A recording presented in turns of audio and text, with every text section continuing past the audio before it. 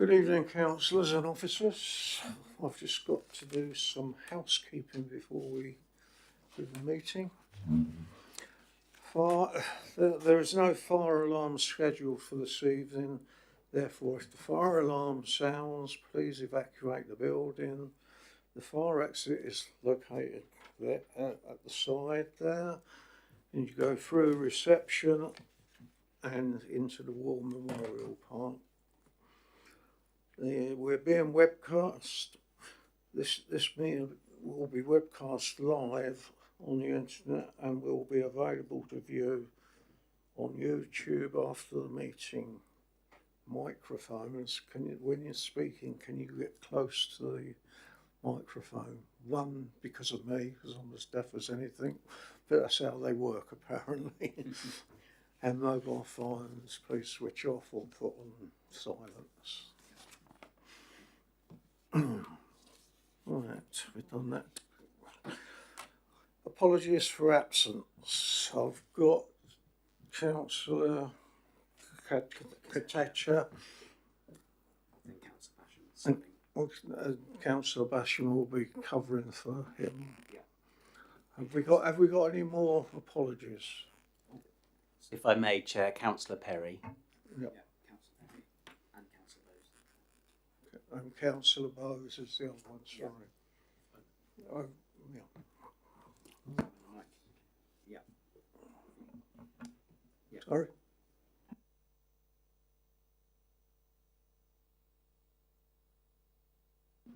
All right, apologies. Yeah. Right, item 2, appoint a vice chair. So I'm looking for people to... Have you got anybody here that wants to be vice chair? Sorry? You put yourself forward? Is that seconded? Yeah. Is that seconded? Yeah. All Colin's got his hand. Yeah. All in favour? Wait, hang on. I think. Unless we got any more. I think. Sorry.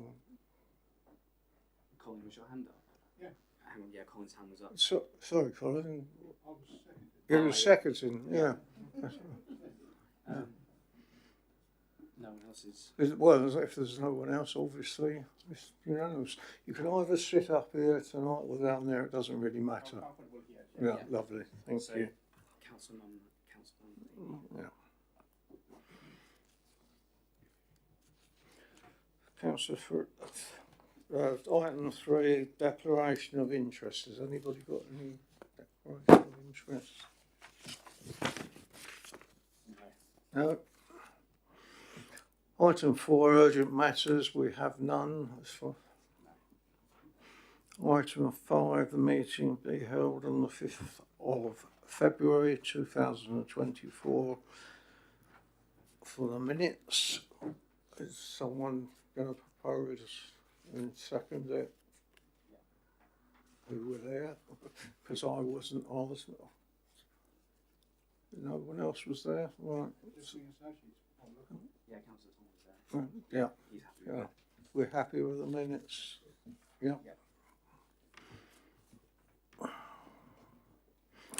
Item 6 is draft Hackney carriage and private hire policy 2024 to 2029. Rob, are you going to speak on this one, I believe?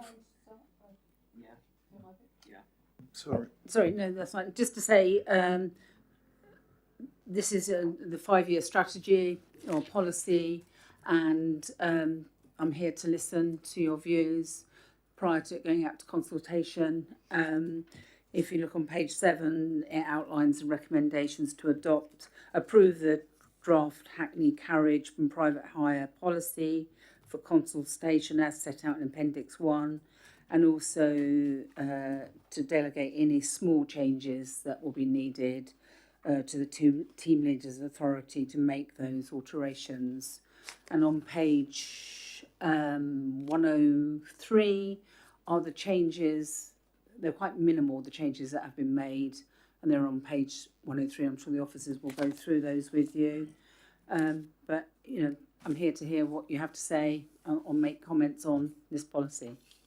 Thank you. Thank you, Chair, and thank you, Portfolio Holder. So, taxi policy. Yeah, we don't do these very often. Quite exciting. However, I like a bit of dull tedium. So this is a shared policy between ourselves and Heart. As you will all be aware, we have a shared licensing service. So Emma leads the team that provides licensing services to Heart as well as Basingstoke and Dean.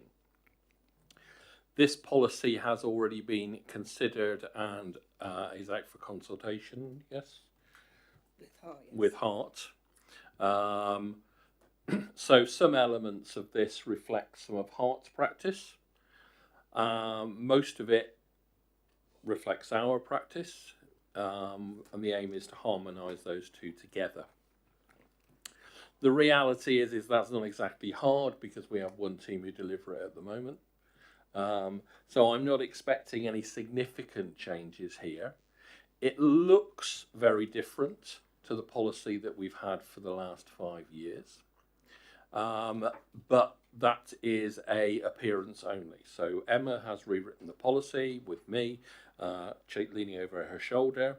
We've done some significant changes as to its readability, its shortness. We've introduced the concept of hyperlinks within the policy. So that just keeps it a little bit more up to date and a little bit more readable by cutting big chunks out, unless you actually want to go and look at those. I'm going to have a little bimble through Appendix 2, which is your summary of changes. Then we'll have any questions, unless you want to interrupt me because there is a particular question, which I'm happy to ask.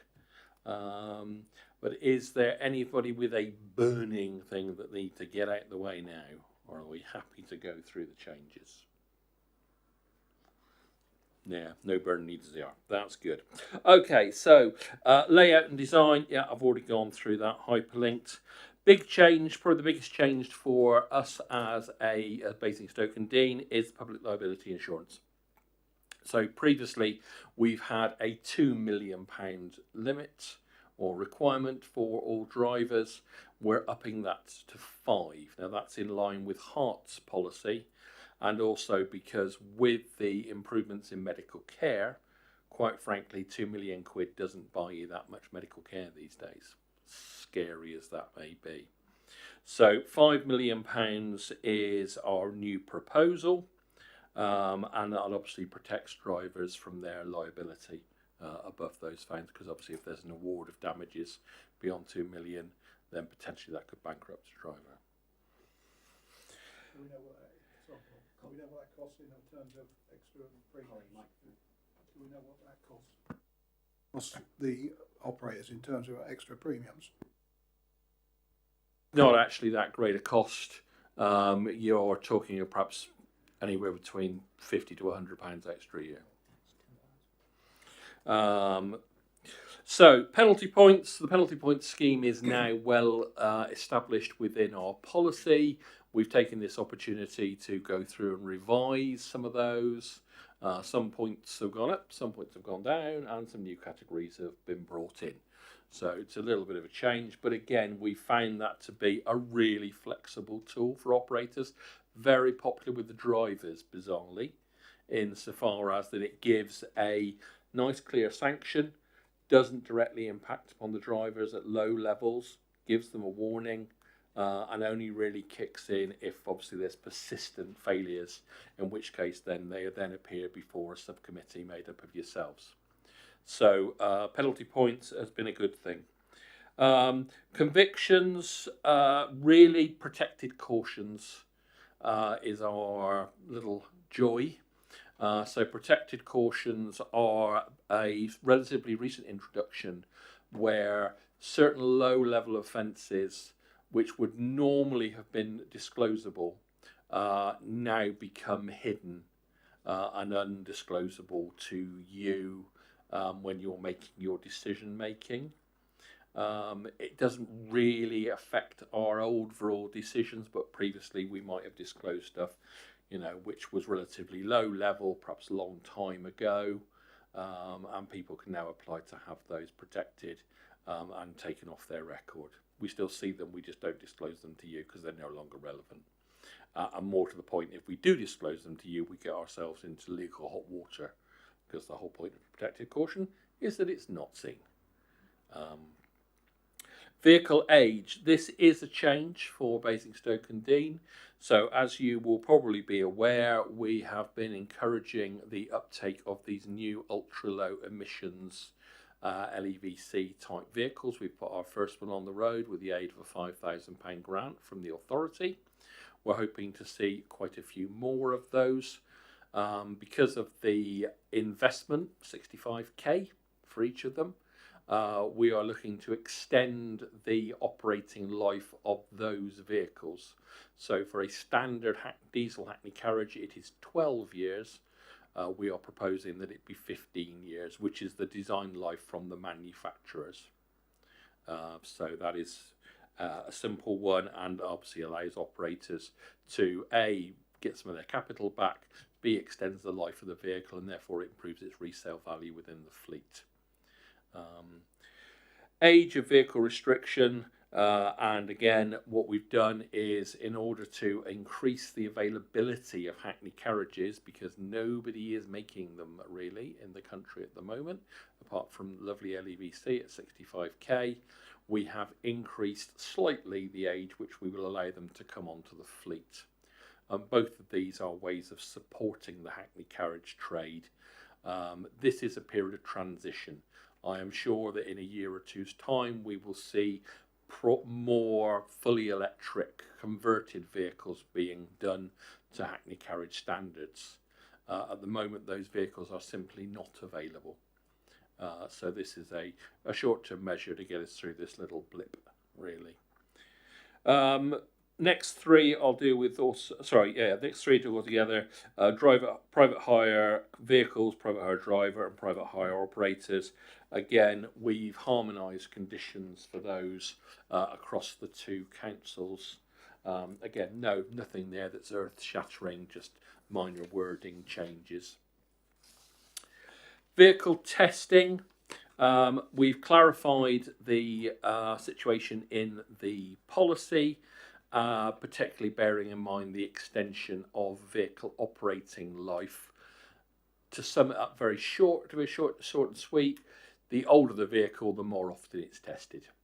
Simple as that. The maximum the law allows us to require a vehicle to be tested is 3 times a year. And that is the standard we've introduced for older vehicles. Removal of the designated vehicle list. So basically, if you wish to operate a plate exempt vehicle, i.e. one which does not openly display that it is a private hire vehicle for high-end chauffeur work primarily, then we previously had a list of vehicles that were acceptable to us. This is great, but obviously, as you're well aware, vehicles and manufacturer specifications change all the time, new models introduced, and it's just become unfeasible to have such a static list on the policy. So we'll now consider vehicles on a case-by-case basis. It's just a reflection of a more sensible approach. DAT tests. So DAT is the test that we give to all new drivers.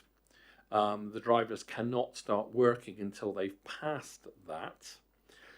For most drivers, a couple of attempts is fine. But we have unfortunately had 1 or 2 drivers who have been very persistent at wishing to pass the test, but quite frankly are not going to. So what's our record at the moment? 29. Yes, so we've had a gentleman who's taken 29 times. That's £50 each test. That is effectively a waste of his time and a waste of our time. The process feels horrible from our perspective. So we are introducing a cap on the number of times that drivers can take the test and how often they can renew that basis, really just to avoid drivers, just protect drivers who can't protect themselves. It's very sad to see, and I wish we didn't have to do it, but we do.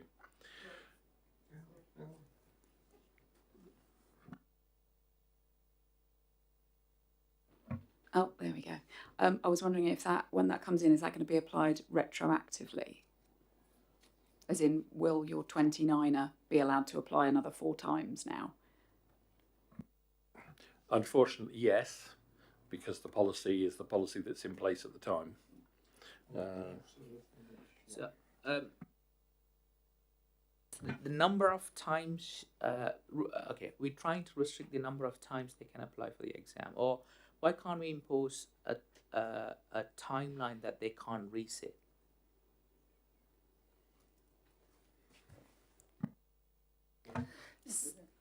We currently do it so they can take a test, and there's a certain amount of time they have to wait, but it means that we have a whole batch of drivers who've been applying, who've been on our system for about 3 years, because they keep coming back and back and back, which is disproportionate, and for the workload for when my team go in, they look like they've got loads of drivers, but actually this one's now waiting another 12 months before he can take another test.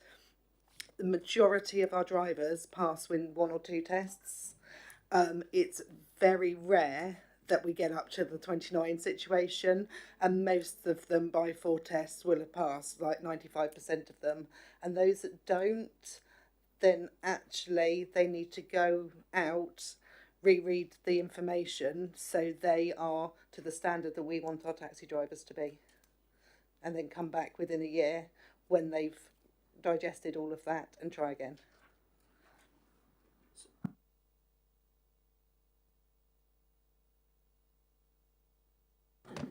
So what stops us from increasing the timeline for them to allow them to resit?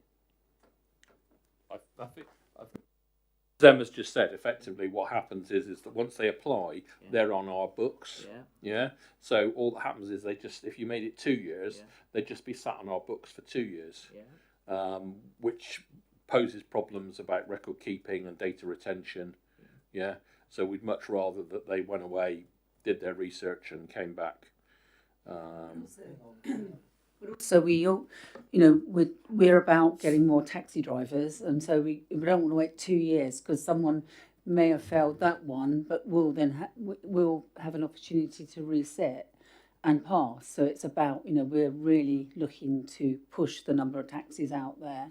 We want to make it as easy as possible for the taxi driver to get through that process.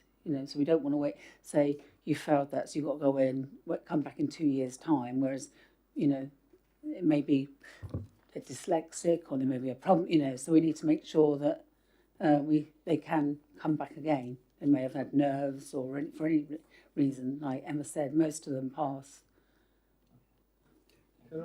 Has anybody a question? Can we go through the chair, please, so we know what we're doing? Yeah. Thank you. Apologies, Chair.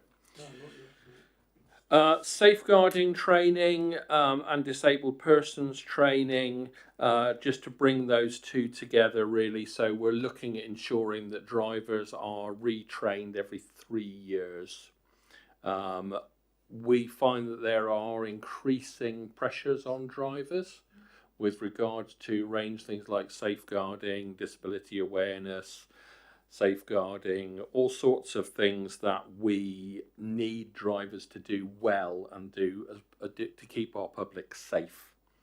And whilst the drivers will tell you, I've been doing this game 27 years, I don't need anybody telling me what to do, the reality is that the legislative framework around that and the penalties for getting it wrong are increasingly stringent. And we also know that drivers who are trained in these things protect the public better. So, and in protecting the public, they protect themselves, and everybody benefits. So yes, it's not particularly welcome from the driver's point of view, but we know there are very real and tangible benefits from making this training regular and frequent, so that they can look after themselves and therefore look after the public. And we have to remember that all of these drivers are effectively lone workers. Yeah. We also have a very, very mixed bag of drivers from all sorts of backgrounds, which means that they are also vulnerable to abuse themselves.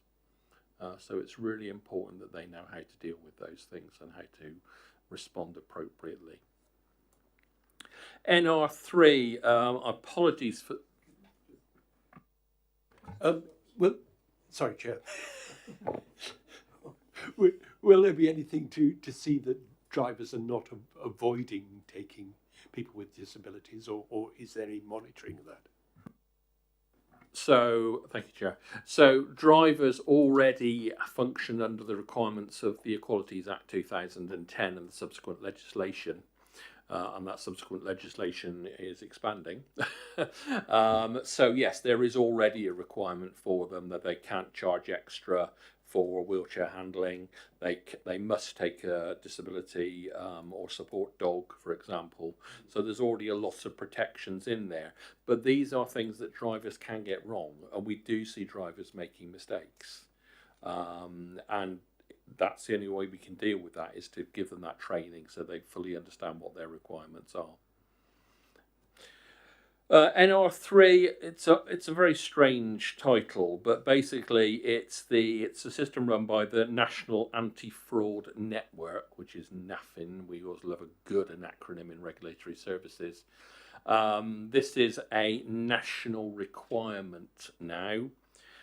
So we have put that into the policy. It wasn't in the policy before, though we've been following it. The real benefit for us and for the residents of Basingstoke and Deane is that this is a national register of drivers who have committed offences under the Licensing Act. And this means that they may be suspended or revoked by the original licensing authority, but that would not show up on a DBS check. So previously it was possible for drivers to be effectively banned by their own authority, move 50, 60, 100 miles, rock up with another authority, and then say, no, I've never been a driver before. The NAFN system means that as soon as they are suspended or revoked, or any enforcement action is taken, that is then logged on the national system. So when we get to see the driver as a new applicant, we then check that system. So it's no longer possible to skip from one authority to another authority to another authority. Does that apply retrospectively? So for existing drivers within this council area, or just for new drivers? So the system has been in use now for probably 3 or 4 years, but it's up until last year it wasn't mandatory. We signed up for it as soon as we could as an authority, so we brought it in as a key safeguarding message, but obviously other authorities didn't until it became mandatory. So in short answer, yes, there is some historical data going back 3 or 4 years, but it only became a legal requirement in the last 18 months. Yep, does that make sense? Okay, changes about application processing. Yeah, so effectively we just made some changes to the deadlines just to make it consistent across the 2 authorities for our processing of. That's for new and renewals. Environmental considerations, yes, obviously we have signed up to the climate emergency. That is also the case in Hart. So again, it just standardises this, and that builds on our push for more efficient, less fuel consuming, lower CO2 emission vehicles where those are available. I believe we have a KPI within the authority looking at the number of vehicles, both Hackney carriage and private hire, which we are I'm pleased to say we are substantially ahead of, which is good. Certainly in private hire, where we have no ability to affect the choices of drivers. We don't control it that much, we can't do so. but the trade itself is adopting more electric and more hybrid vehicles as they seek to control their costs as well. And also there is a demand from the public for those types of vehicles. Appeals and committees, again, just some changes to about the clarity and the role of the subcommittees and licensing committee. Age and experience, just reflect the stuff in the wording in the Equalities Act. And driver badges and ID. This is a bit of a change, and again, very public safety orientated. We all have the pleasure of wearing our badge. The drivers have always had the pleasure of wearing their badge, but the requirement is for them to wear it on their outer clothing so it's visible. Well, I don't know what happens when the last time you were sat in the back of a cab when the driver was looking forward. You certainly couldn't read his ID or his or her ID badge. So the legal requirement, which makes a lot of sense on one hand, doesn't actually improve your ability to identify who your driver was. So we will be shifting to a 2-badge system where there is a second copy of the badge, sort of supersized, and that sits in the windscreen of the vehicle facing into the passenger compartment. And it will literally be a copy of this, just supersized. So you see the image of the driver, you see the driver's name, you see the driver's badge number. Now, obviously, previously we've mainly located people by the number on the back of the vehicle, because when you get out of the vehicle you can also take a quick snap of your phone, but equally now if you want to, you can take a quick snap of the driver's badge in the car as well. That, ladies and gentlemen, completes the lesson for today. Are there any questions through the chair, please? Thank you, Chair. Rob, I was wondering whether you could talk us through, I'm conscious that I think it was autumn 2023, that the Hampshire and the Isle of Wight Police and Crime Commissioner recommended and was trying to get national rules to change for the requirement for CCTV to be fitted. And I'm conscious that Portsmouth adopted it, Southampton adopted it, Fareham adopted it, Gosport adopted it, as did the Isle of Wight. I just wondered why you could talk through why you're not recommending us to adopt it. CCTV, always one of my happy subjects. I think the issue with CCTV is very straightforward. It is about who is the data manager for the images that are stored. So we encourage our drivers to have CCTV within the vehicle, and in that circumstance they are the data manager. They're responsible for the images, they're responsible for maintaining the kit, complying with the the Information Commissioner's requirements of data storage. If we, like some other authorities, set the standard for that, we become the data owners. And for that to happen, we have to have consistency about the equipment that's installed within the vehicles, consistency about how the data is held, and consistency about how the data is distributed after that event. And I would safe to say that you're very right, Councillor, that a lot of the South Coast ones have adopted these. I also know that they've had what is currently known as a world of pain doing so, because you have to have the system operated by the driver, and different drivers will do different things. Obviously there is a little stick in a memory card inside the system, and there is very little to stop drivers just popping that memory stick out and popping a new one in. And whilst we would then be legally responsible for that data, the reality is we don't actually have a means of controlling it, because that control sits with the driver. There are now starting to become some more secure systems available on the market, because the market will fill the void. I have yet to see one of those that I am completely happy with. Obviously, also it becomes a cost for the driver, because the more secure the system is, the more expensive it is. And it's not like just popping your next base 60 quid CCTV camera up in the window and powering it off your cigarette lighter. Yeah, it's a completely different ballpark. You're looking at an installation that costs several £100. So the reasons that we haven't adopted it at this time or are putting it forward for adoption are cost and security. In future, obviously, this policy can be reviewed at any time. And if we feel in the future that there is a system on the market that we would feel happy with, where the cost is reasonable, then obviously we would happily reconsider this at any time that if anybody brings it to the committee or the trade asks for it. So it's certainly not a closed door here in any way, shape or form. We just want to make sure that whatever we instruct them to put in is going to do what we want it to do, not what we hoped it would do. Councillor Bowles.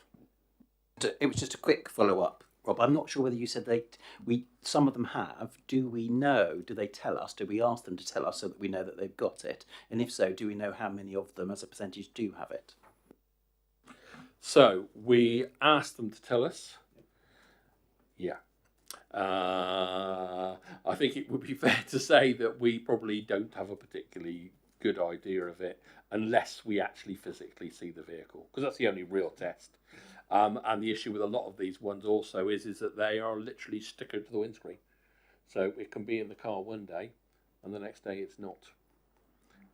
So this is the issue we have. And as I say, if we mandate a system, it will be permanently fixed within the vehicle and unalterable. And that's why there's a cost there. I'll let you come back again. Well, and my concern is, Chair, is that stuff that says if I'm a member of public and our concerns about keeping the public safe, that whatever the issues are operationally in these other authorities that have it, then somebody's controlling it, managing it, keeping it of a standard. If somebody has it, I suppose there's a danger, isn't there, that says that what could or should we do if somebody has it to ensure if they have it, they say they have it. And if they do say that they have it, and I might think that gives me some sort of extra safeguard as a member of the public, that it's operational, so that they don't advertise something that isn't working. So I just want, I think it's something that's really important that we know what's happening, and we make sure what does happen with it is consistent and doesn't misrepresent anything to the public.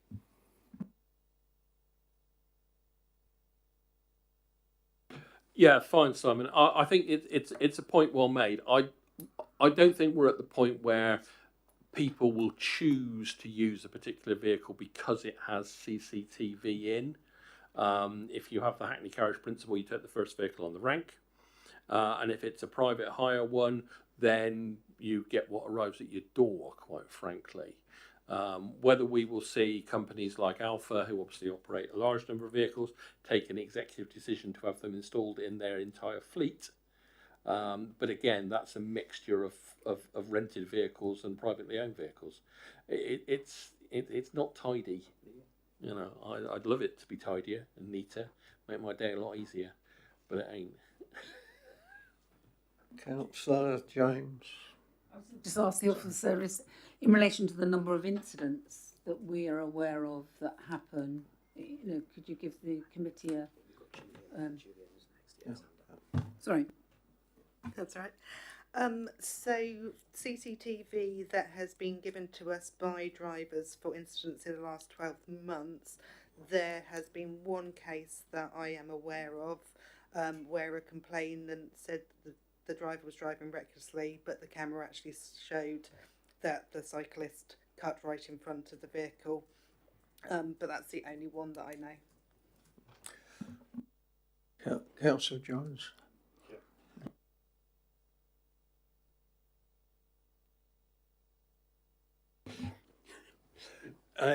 On the National Register, is there a time period when you must report to the National Register in the case of an offence? So as part of any new driver application, during that process, we will check the register to see if there's anything on it. During each renewal, we'll check the register to see if there's anything on it, because people do move around. But if there is a revocation, we have 7 working days to add that to the register, and the same for suspensions. Any other minor bits and pieces, we have 14 working days.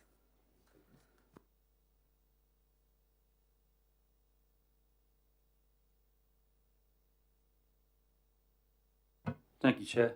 Just two things. One's an observation that the CCTV, I was anticipating it looking in the cab, not outside, so it's interesting to hear that's a dash cam incident that was about passenger safety. My question really was, it's a 100-page policy.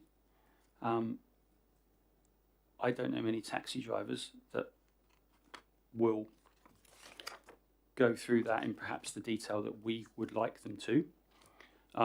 Do we have a sort of FAQ or cut down version of comms planned for drivers to make it more digestible? We have a specific application driver's pack, whether it be Hackney or private hire, which identifies the bits of the policy that they need to look at, as well as the process of applying and the information that they need to give us, which is much more digestible for the drivers. Thank you. It was really a question about the existing drivers rather than new applicants. I'm assuming that they're subject to new policy immediately when it's rolled out, and that they don't become subject to the policy when they renew. Yeah, you're quite correct, Councillor. The policy as it stands here does not particularly impinge on the day-to-day operation for the drivers, for those who are there. The areas where it does impinge, such as training and things like that, then we put that out. We also have a regular newsletter that goes out to the drivers. All the drivers have been made aware that this meeting is happening this evening, for example. We don't have many drivers here today. We will be going out to consultation on it, and it will be made available to all the drivers. And what we usually do is we also make some paper copies available on the rank and in the operators' offices for those drivers who may wish to pick it up as a little bit of light reading whilst they're sat around. But failing that, it'll both go through the normal consultation process and its availability. Does that answer your question? It does, thank you, but I don't think it's sufficient. Councillor Jones. If I can just ask Emma just to tell us how many people, how many cab drivers actually took part in the consultation the last time, and to respond to a document like this. We usually get a really good response, especially from the Hackney Federation, which covers the majority, yet not all, of our Hackney drivers, and from the larger operators, so the Alphas, the Deltas, and there are some that have grown since last time who we're seeing a lot more correspondence with, that covers a large magnitude of all of the drivers that are out there in Basingstoke and Deane. But everybody is sent a copy, and everybody who is licensed by us has the chance to comment.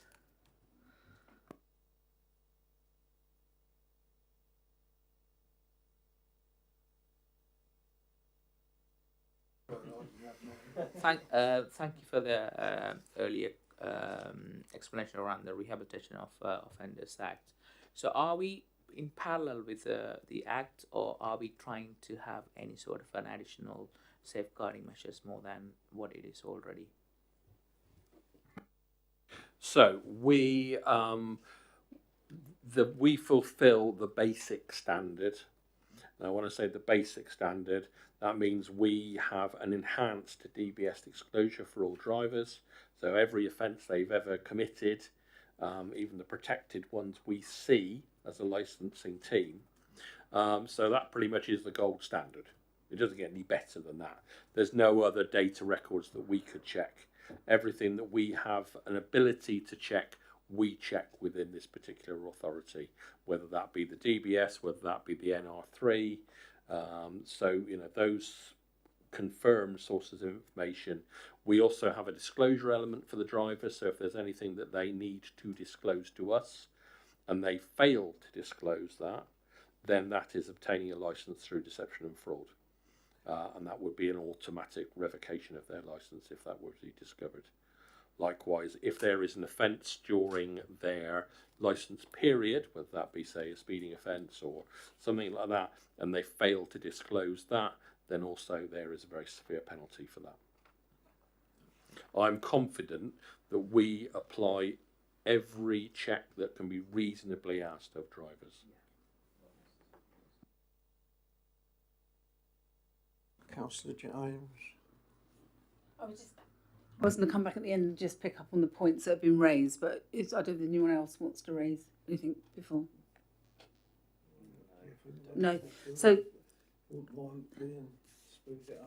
yeah, thank you very much for all your comments. I will take it away the issue you raised regarding CCTV and look at that and have a think about that issue.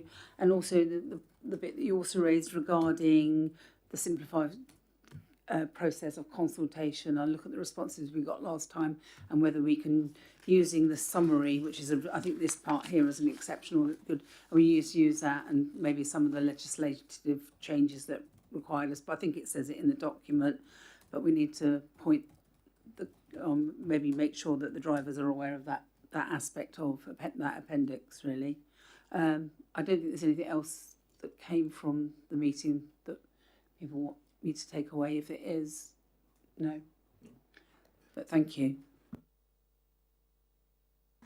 Right, do we approve of the draft Hackney and private hire policy for consultation set out in Appendix 1 from the 3rd of September 2024? A period of 6 weeks it will be out. There's a delegated to the shared service licensing leader authority to make minor alterations and typograph corrections to the policy prior to consultation. Are we in agreement with that? Can we all show? Yeah. Right. Thank you. Item 7, Statement of Principle for Gambling Act. And that's Emma Cole going to introduce this one. I'll do a quick bit of background for those who weren't here at the last licensing meeting when this went out for consultation. We are required under the legislation to bring the policy every 3 years to be reviewed by this committee. There were absolutely no changes when we brought it. There had been no legislation updates.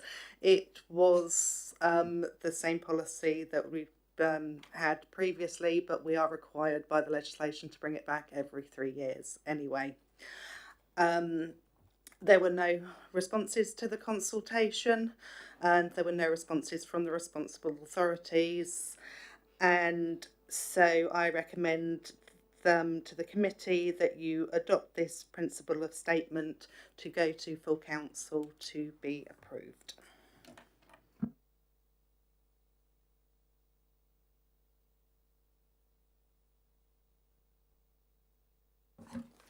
Do we agree to adopt statement on principle of the Gambling Act 2005, Appendix 1?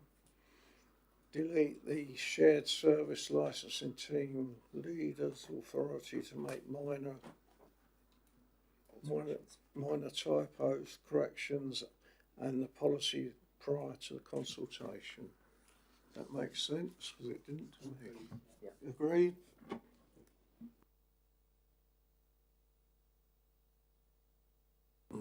So again, item 8, street traders policy. Okay, Cole.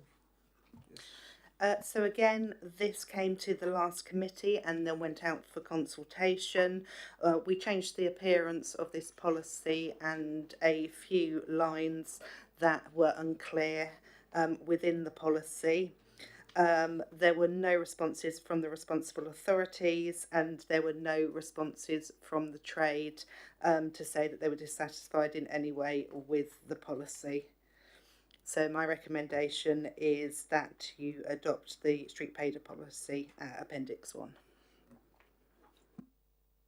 Right, have we got any questions? No? Well, all those in favour to adopt the policy and delete the shared service licensing leaders authority to make minor alterations and typos and corrections to the policy prior to consultation. Are we all in agreement? Yeah. Thank you. All right, item 9, annual update report.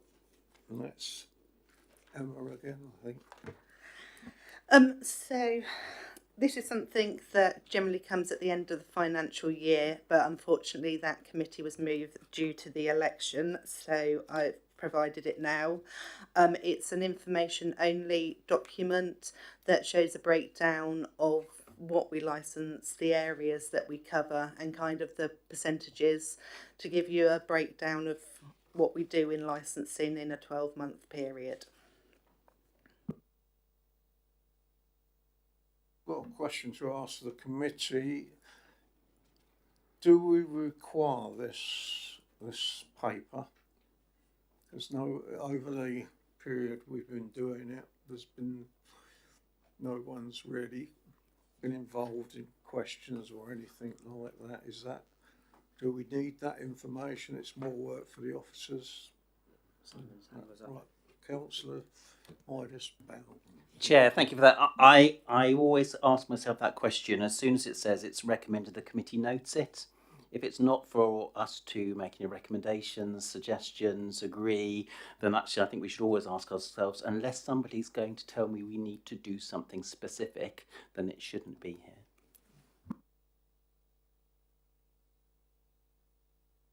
Oh, sorry, are we in agreement to drop the statement policy for the annual report? Agreed.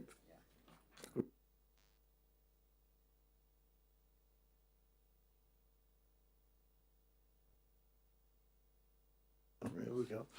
Review of the works programme. Who's taking this one? Emma, you again. So for the November committee on the works programme, we had the sex establishments policy, which will no longer be coming in November. As the taxi policy that you've reviewed today will be returning, we've also had a petition from the Hackney Trade to review their tariff, so that will be coming in November, so we will have an evening of taxis for November. When does that come back? I will look at the spreadsheet that Democratic Services will provide for me, and I will slot it back in. Colin. Do we monitor any way at these festivals that are popping up occasionally? Do we monitor those, or is that a subject that we could bring to committee to see, once we've approved the licence, what the feedback is from residents and other people of how those licensing activities have gone? I don't know if that's worth coming to committee. Can I just respond to that one? Yeah, we can tell you what's happened. Perfectly happy to do that. But the license is granted to any of the festivals. Once the license is granted, there is only one mechanism to change that external to the organisers themselves requesting a change, and that's by the process of review. So we would have to have some fairly significant issues, he says delicately, to review it, and that would have to be based on evidence. So, not, I thought the music they played this year was rubbish, is not a reason that we would review the licence.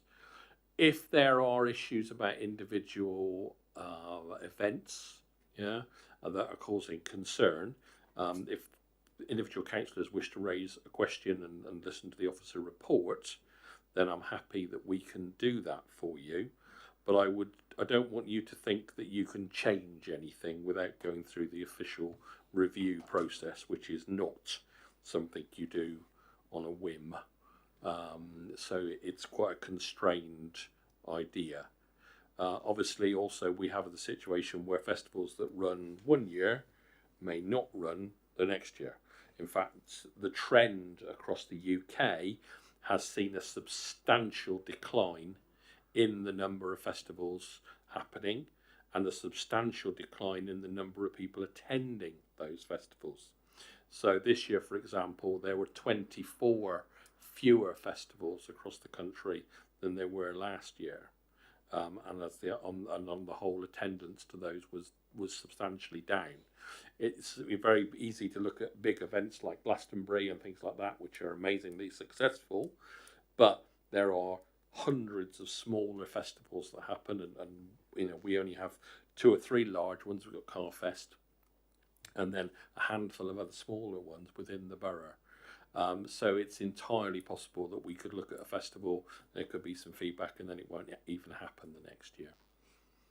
But I'm perfectly happy to take specific questions about specific festivals if we have that in advance, and then officer can prepare a paper for you. Councillor, Chair, I'm content with the answer.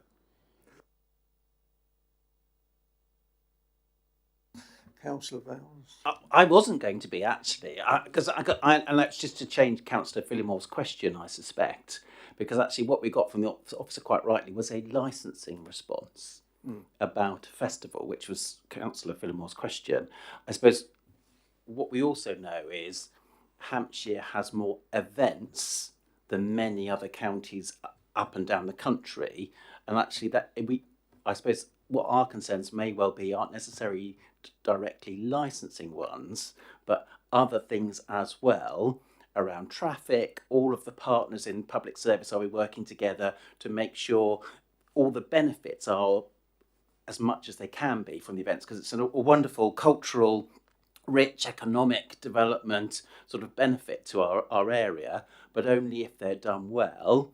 And actually, in some respects, Rob, your answer is I absolutely support about the small number of large events, but in some respects, it's not those events I would be concerned about. It's all those events that perhaps don't ask for a licence, maybe don't even need a licence. Question mark, do we know whether there are lots of events that don't have one? And I suppose it's that broader question, which may not be a question for this committee, it might be a question for somewhere else.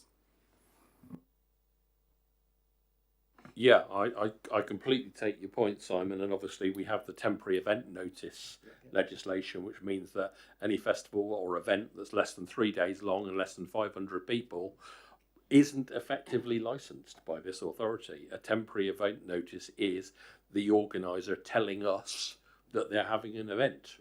Yeah. So we would have to have a really good reason, or the police would have a really good reason to stop that event. But the legislation is what we call permissive. So you have to stop it rather than not allow it in the first instance. So it's very difficult to control those, because the legislation doesn't allow us to do that. Where we have the sort of slightly larger events, and obviously we've had a couple of ones this year that have been a little more exciting.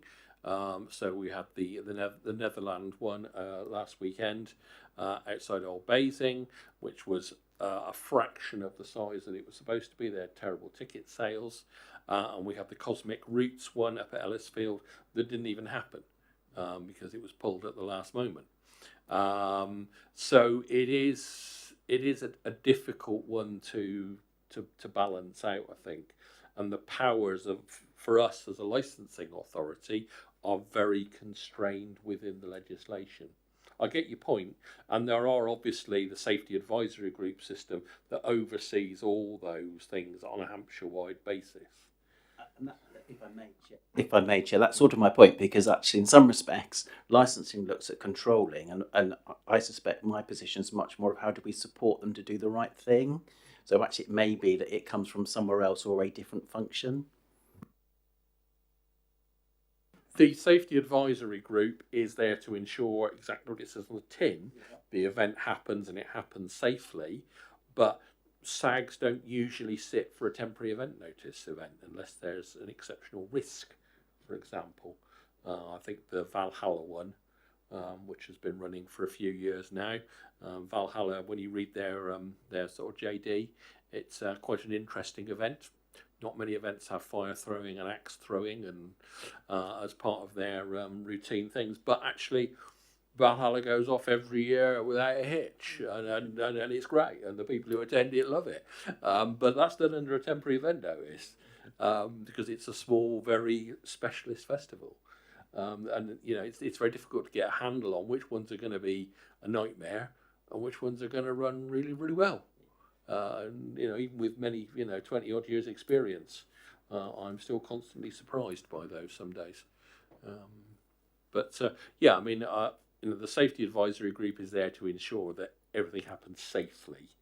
But as to the benefit, I fear the events team may be your friends here. Councillor Kadesh, and then it's Councillor Jones. Thank you, Chair. So heading towards autumn, so some of these small temporary events may have fireworks. And when was the last time the fireworks policy was reviewed or updated? Should we look at it at some point? Fireworks comes under trading standards, so that's not us. So when it comes to a temporary event, which is something that we probably may not be able to influence in any way, but they'll still be asking for your permission to have a fireworks done there? Okay. So fireworks are an interesting one. So the control of fireworks sales is, as Emma said, is done through trading standards. The control of the hours of fireworks is actually a police function. So it is illegal to set fireworks off after 11 o'clock at night, except on around a bonfire night, New Year, Christmas, Diwali, and I think there's one more other exception.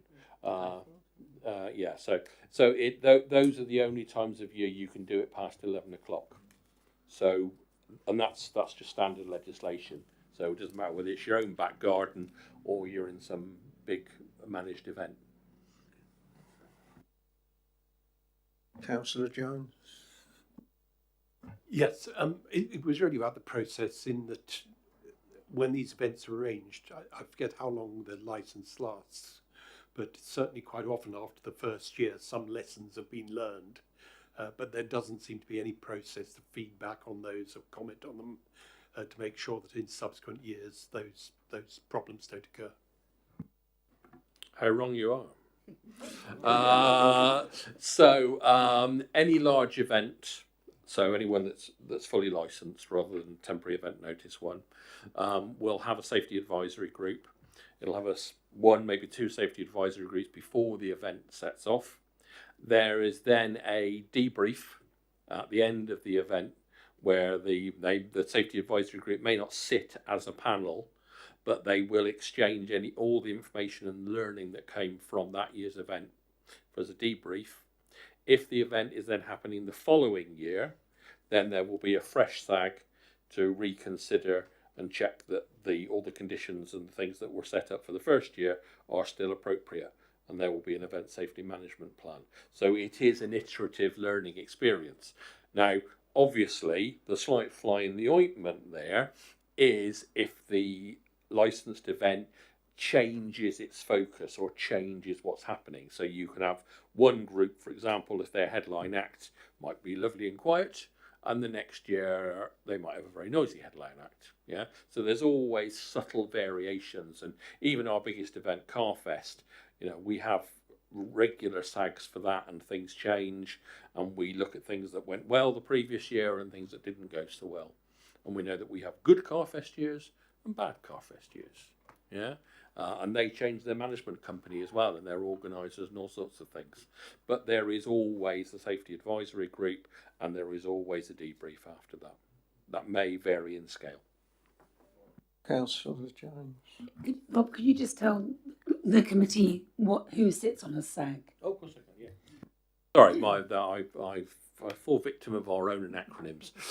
So the Safety Advisory Group is a professionals-only meeting between the organisers of the event and those statutory bodies who may have an impact on it.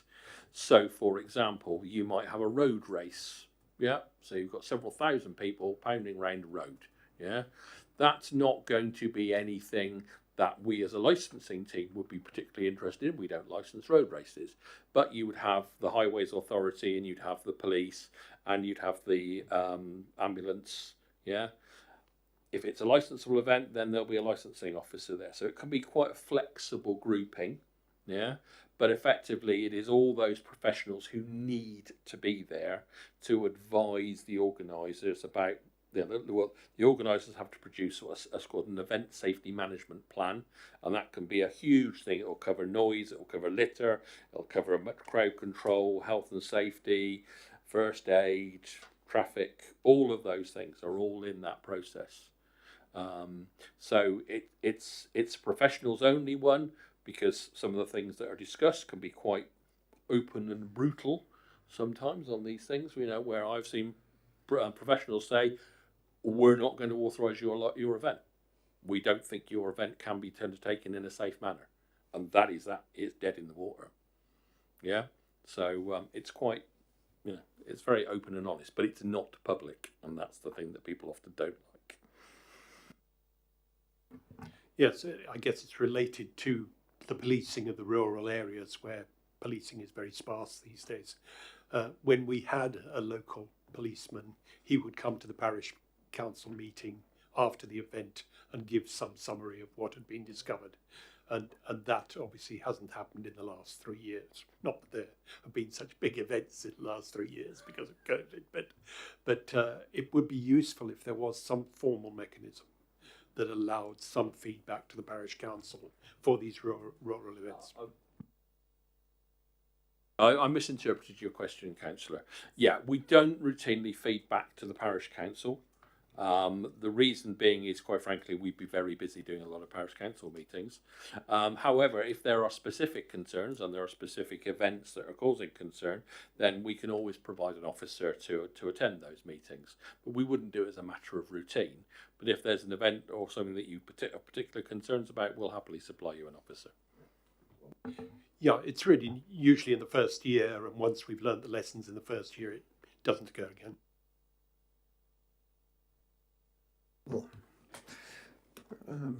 Are we happy to note the item 10, which is the works programme? Yep. I'd like to thank the officers for coming and doing their very good business, and thank everybody else. It's the end of the meeting. Thank you.